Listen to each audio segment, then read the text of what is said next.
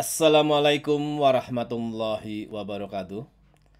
Selamat bertemu lagi dengan saya Agung Guritno, guru SMA Negeri 1 Mojo Tengah, Kabupaten Wonosobo. Kali ini masih memaparkan matematika wajib statistika dengan KD ukuran penyebaran data. Selamat mengikuti. Selain ukuran pemusatan data dan ukuran letak data, kita masih akan mempelajari yaitu ukuran penyebaran data yang meliputi jangkauan, hamparan, simpangan kuartil, simpangan rata-rata, ragam, dan simpangan baku. Yang pertama adalah jangkauan, hamparan, dan simpangan kuartil. Pertama, jangkauan. Jangkauan disebut juga ring, merupakan selisih antara nilai data terbesar atau maksimum dengan nilai data terkecil atau data minimum yang dinotasikan dengan R. Dirumuskan, R sama dengan data terbesar atau data maksimum dikurangi data terkecil atau data minimum. Dengan keterangan, R adalah jangkauan, X maksimum adalah nilai data terbesar, dan X minimum adalah nilai data terkecil. Untuk data berkelompok, nilai terbesar diambil dari nilai tengah kelas tertinggi, dan nilai terkecil diambil dari nilai tengah kelas terendah. Untuk lebih jelasnya, marilah kita pahami contoh-contoh berikut. Contoh pertama, tentukan jangkauan dari data tunggal berikut ini. Anda amati data terbesarnya berapa, data yang terkecilnya berapa. Kita jawab, data maksimumnya atau data terbesarnya adalah 56, sedangkan data terkecilnya adalah 18. Maka ring sama dengan data maksimum dikurangi data minimum. Atau jangkauannya adalah 56 dikurangi 18 sama dengan 38. Artinya data ini mempunyai jangkauan atau ring sama dengan 38. Contoh yang kedua. Tentukan jangkauan dari daftar distribusi frekuensi data berkelompok berikut. Interval pertama 45 sampai 51 dengan frekuensi 2 dan seterusnya sampai pada interval yang terakhir yaitu 94 sampai 100 dengan frekuensi 3. Kita jawab. Kita cari nilai tengah tiap intervalnya terlebih dahulu, yaitu 48, 55, dan seterusnya sampai pada interval yang terakhir adalah 97. Artinya, X maksimum adalah 97, yang merupakan nilai tengah dari interval tertinggi, dan nilai minimumnya adalah 48, yang merupakan nilai tengah dari interval terendah. Dengan demikian, ringnya atau jangkauannya adalah X maksimum dikurangi X minimum, yaitu sama dengan 97 dikurangi 48 sama dengan 49. Paham, anak-anakku sekalian? B. Hamparan dan simpangan kuartil. Hamparan dikenal juga dengan jangkauan antar kuartil, merupakan selisih antara nilai kuartil ketiga dengan nilai kuartil pertama, dinotasikan dengan H. Dirumuskan oleh H sama dengan Q3 dikurangi Q1. H adalah hamparan, sedangkan Q3 merupakan kuartil ketiga atau kuartil atas, sedangkan Q1 merupakan kuartil pertama atau kuartil bawah. Sedangkan simpangan kuartil merupakan setengah dari nilai hamparan dan sering juga disebut dengan jangkauan semi antar kuartil yang dinotasikan dengan QD. Dirumuskan, QD sama dengan setengah dari H atau setengah dari Q3 dikurangi Q1. Untuk lebih jelasnya, marilah kita pahami contoh-contoh berikut ini. Contoh yang pertama, tentukan hamparan dan simpangan kuartil dari data berikut. Kita jawab. Data kita urutkan dulu dari yang terkecil hingga yang terbesar. Sambil kita cek, 18 ada 1, kemudian 22 ada 1, kemudian 24-nya ada 2, kemudian 26-nya, kemudian 27, kemudian 28 ada 1, 33-nya ada 2, kemudian 34-nya ada 1, kemudian 35-nya ada 3, kemudian 40-nya ada 1, kemudian 43-nya 1, dan yang terakhir 56-nya ada 1. Kemudian setelah kita hitung, N-nya sama dengan 16. Maka QI sama dengan XI dikalikan N plus 1 dibagi 4. Atau Q1 sama dengan X1 dikalikan 16 ditambah 1 dibagi 4. Diperoleh Q1 sama dengan X 4,25. Artinya Q1 terletak di antara data keempat dan data kelima. 1, 2, 3, 4 adalah data keempat dan data kelimanya adalah 26. Data keempatnya 24 dan data kelimanya adalah 26. Kemudian Q1 sama dengan X4 ditambah D dikalikan X5 dikurangi X4. Diperoleh Q1 sama dengan 24 ditambah 0,25. 0,25 ini adalah desimalnya ini. Oke, kemudian X5-nya adalah 26 dikurangi 24. Diperoleh Q1 sama dengan 24 ditambah 0,25 dikalikan 2. Diperoleh Q1 sama dengan 24,50. Berikutnya, untuk Q3-nya. Maka rumusnya adalah X3 dikalikan 16 plus 1 dibagi 4. Maka Q3 sama dengan data ke 12,75. Berarti data ke 12 dan data ke 13. Maka Q3 sama dengan X12 ditambah D dikalikan X13 dikurangi X12. Maka menjadi Q3 sama dengan X12-nya adalah 35 ditambah 0,75 dikalikan 35 dikurangi 35. Maka X3 sama dengan 35 ditambah 0,75 dikalikan 0. Diperoleh Q3-nya sama dengan 35.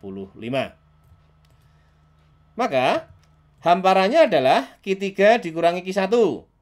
Q3-nya adalah 35 dan Q1-nya adalah 24,50. Diperoleh hamparan sama dengan 10,5. Paham ya? Kemudian untuk simpangan kuartilnya yaitu setengah dari H atau sama dengan setengah dari Q3 dikurangi Q1. Sama dengan setengah dikalikan 10,5. Diperoleh QD sama dengan 5,25. Paham anak-anak sekalian? Kita lanjut ya. Contoh yang kedua. Tentukan hamparan dan simpangan kuartil dari data berikut. Datanya merupakan daftar distribusi frekuensi data berkelompok. Kita jawab.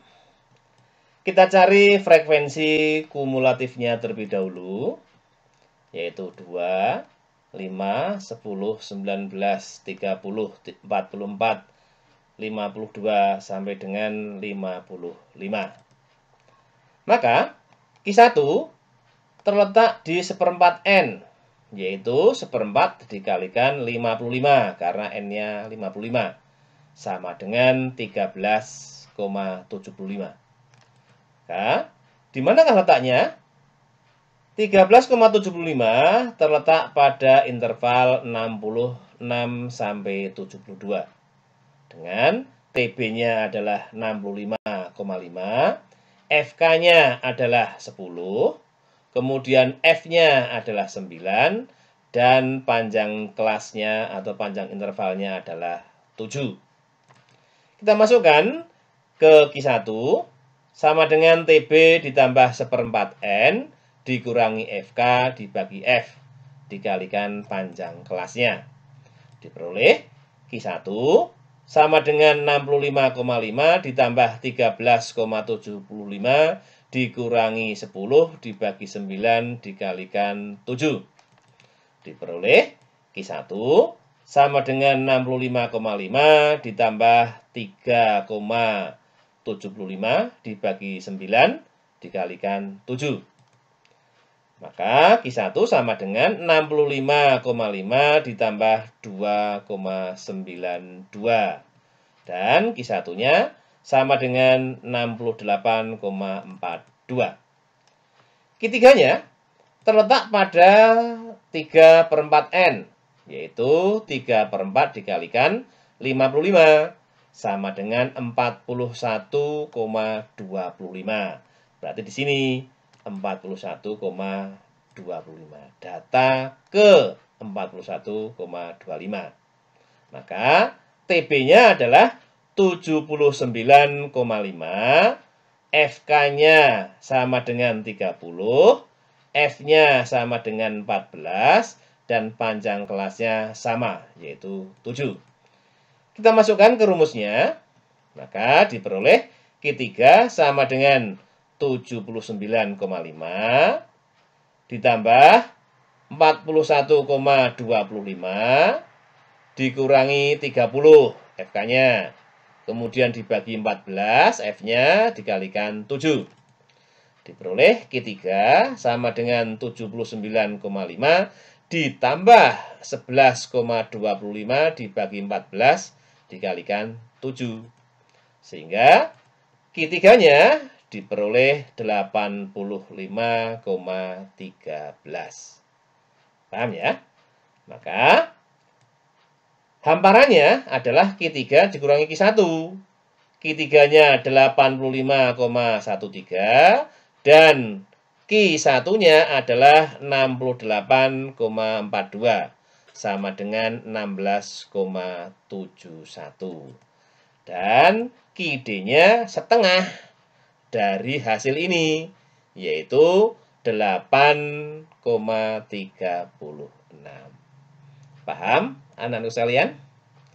Kita lanjut ya. Oke. Contoh yang ketiga. Tentukan jangkauan dari histogram berikut. Interval pertama dari 72,5 sampai 75,5 dengan frekuensi 1. Interval kedua dari 75,5 sampai dengan 78,5 dengan frekuensi 8. Dan seterusnya sampai pada interval yang terakhir, yaitu 87,5 sampai 90,5 dengan frekuensi 5. Kita jawab. Kita tentukan dulu nilai maksimumnya atau X maksimumnya. X maksimumnya merupakan titik tengah dari interval tertinggi yang dirumuskan oleh batas atas ditambah batas bawah dibagi 2. Batas atasnya adalah 90,5 ini, dan batas bawahnya adalah 87,5 dibagi 2, sehingga data terbesarnya atau X-max-nya adalah 89. Kemudian data minimumnya merupakan titik tengah dari interval rendah, yaitu dirumuskan oleh batas atas dari interval terendah ditambah batas bawah dari interval terendah dibagi 2. Batas atasnya adalah 75,5, sedangkan batas bawahnya adalah 72,5. Kita bagi 2, diperoleh data minimumnya sama dengan 74. Dengan demikian, jangkauannya dirumuskan oleh X-max dikurangi X-minimum sama dengan 89 dikurangi 74 sama dengan 15. Paham, anak-anak sekalian? Kita bahas contoh yang keempat. Tentukan hamparan dan simpangan kuartil dari histogram pada contoh 3 tadi. Kita gambar histogramnya. Interval pertama 72,5 sampai 75,5 dengan frekuensi 1. Interval kedua 75,5 sampai dengan 78,5 dengan frekuensi 8, dan seterusnya pada interval yang terakhir. Kita jawab. Kita cari terlebih dahulu frekuensi kumulatifnya, yaitu 1, 9, 25, 37, 47, dan 52. 9 dari mana? 1 ditambah 8. 25. 9 ditambah 16. Gitu? 37 dari mana? 25 ditambah 12, dan seterusnya. Oke. Dengan demikian, N-nya sama dengan 52. Dan Q1 terletak di 1/4 N, atau 1/4 dikalikan 52, sama dengan 13,75. Dengan demikian, Q1 terletak di sini. Kenapa?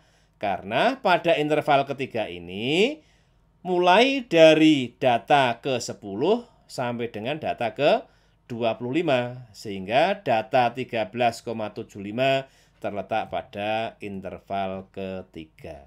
Ini adalah kelas dari ini adalah kelas dari Q1. Dengan TB-nya sama dengan 78,5. FK-nya atau frekuensi kumulatif sebelum adalah 9. F-nya adalah 16. Sedangkan P-nya adalah 3. Kita masukkan ke rumusnya, yaitu Q1 sama dengan TB atau tepi bawah ditambah 1/4 N dikurangi FK dibagi F dikalikan P. Diperoleh Q1 sama dengan 78,5 ditambah 1/4 N, yaitu 13,75 dikurangi 9 dibagi 16 dikalikan 3. Sehingga hasil perhitungannya menjadi Q1 sama dengan 79,39. Sedangkan Q3-nya adalah terletak pada 3/4 N, atau 3/4 dikalikan 52 sama dengan 41,25. Artinya Q3 pada data ke-41,25. Berarti di sini. Karena apa?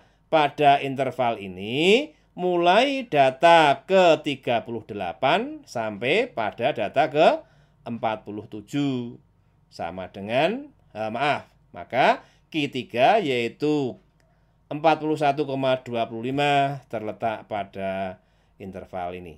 Dengan TB sama dengan 84,5 frekuensi kumulatifnya sama dengan 38 sebelum, gitu.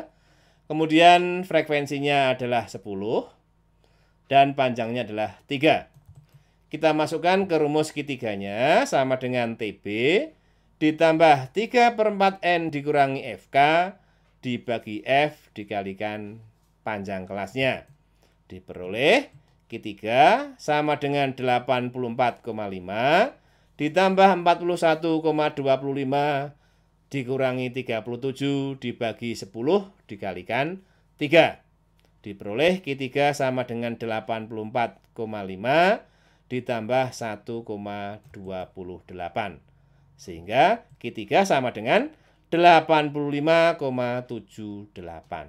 Itu adalah Q3-nya. Terus hamparannya bagaimana? Hamparannya dirumuskan oleh Q3 dikurangi Q1. Q3-nya adalah 85,75, sedangkan Q1-nya adalah 79,39. Kita kurangkan diperoleh 6,39. Sedangkan simpangan kuartil merupakan separuhnya ini, yaitu 3,195. Ya kalau dibulatkan ya berarti 3,2. Paham anak-anak sekalian? Kita lanjut ya. Oke. Kita masuk pada pembahasan yang keempat, yaitu simpangan rata-rata. Yang pertama adalah jangkauan, yang kedua adalah hamparan, yang ketiga adalah simpangan kuartil. Simpangan rata-rata merupakan nilai rata-rata dari selisih setiap data dengan nilai rataan hitungnya atau min yang dinotasikan dengan SR. Yang pertama adalah simpangan rata-rata data tunggal. Dirumuskan oleh SR sama dengan sigma I sama dengan 1 sampai dengan N dari harga mutlak XI dikurangi X bar dibagi N. Dengan SR merupakan simpangan rata-rata, XI merupakan nilai dari data ke I, X bar-nya adalah nilai rata-rata atau min, dan N adalah banyaknya data. Contoh yang pertama, tentukan simpangan rata-rata dari data 4, 5, 3, 6, 7, 8, 6, 9. Kita jawab. Terlebih dahulu kita cari rata-ratanya. Diperoleh rata-ratanya sama dengan 6. Kemudian kita masukkan ke rumus. SR sama dengan sigma dari I sama dengan 1 sampai N dari harga mutlak XI dikurangi X bar. XI yang pertama adalah 4. Nih 4. Kita kurangi 6 yaitu rata-ratanya harga mutlak. Kemudian 5 data kedua dikurangi 6 harga mutlak. Kemudian 3 dikurangi 6 harga mutlak. 6 dikurangi 6 harga mutlak dan seterusnya sampai data yang terakhir yaitu 9 dikurangi 6 di harga mutlak dibagi N. Diperoleh SR sama dengan 2 ditambah 1 tambah 3 tambah 0 tambah 1 tambah 2 tambah 0 tambah 3. Hasil penjumlahannya dibagi N, yaitu 8. Kemudian diperoleh SR sama dengan 12 dibagi 8, sama dengan 1,5. Artinya, simpangan rata-rata dari data ini adalah 1,5. Saya kasih keterangan terlebih dahulu. Semakin besar nilai SR-nya, maka datanya semakin menyebar atau jauh dari rata-rata. Sedangkan kalau semakin kecil, maka datanya semakin mendekati rata-rata. Paham ya? Kita bahas contoh yang kedua. Tentukan simpangan rata-rata dari data daftar distribusi data tunggal ini.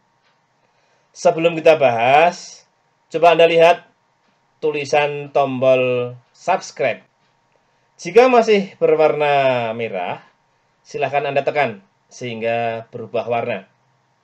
Maka, bagi Anda yang sudah subscribe, saya doakan semoga ilmu Anda bermanfaat dan barokah. Dan Anda lebih mudah mempelajari materi-materi yang saya paparkan. Bagi Anda yang belum subscribe, saya harapkan Anda segera subscribe. Silahkan Anda tekan tombol subscribe yang berwarna merah.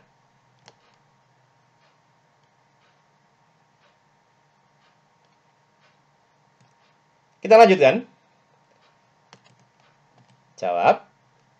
Carilah nilai rata-ratanya terlebih dahulu, yaitu dengan mengalihkan besarnya data dikalikan frekuensinya. Contoh, misalkan 51 dikalikan 2 sama dengan 102. 52 dikalikan 5 sama dengan 260. 53 dikalikan 10 sama dengan 530. Dan seterusnya sampai 56 dikalikan 7 sama dengan 392. Jumlahkan, yaitu menjadi 2700. Kemudian rata-ratanya kita cari dengan sigma X dikalikan F dibagi sigma F. Sama dengan 2700 dibagi 50 sama dengan 54. Kemudian kita cari harga mutlak dari XI dikurangi X bar. XI-nya adalah 51, X bar-nya adalah 54. 51 dikurangi 54 sama dengan seharusnya negatif 3. Karena harga mutlaknya, maka sama dengan 3. Paham ya? Sedangkan 52 dikurangi 54, harusnya berapa? Negatif 2. Karena harga mutlak, maka sama dengan 2. Kemudian 1, 0, 1, 2. Terus, hasil dari nilai harga mutlak ini, kita kalikan dengan frekuensinya. 2 kalikan 3, 6. 5 kalikan 2, 10. 10 kali 1, 10. 14 kali 0, 0. 12 kali 1, 12. 7 kali 2 adalah 14. Kemudian kita jumlahkan sama dengan 52. Kemudian kita masukkan ke rumus SR sama dengan sigma I sama dengan 1 sampai dengan N dari harga mutlak XI dikurangi X bar dibagi N.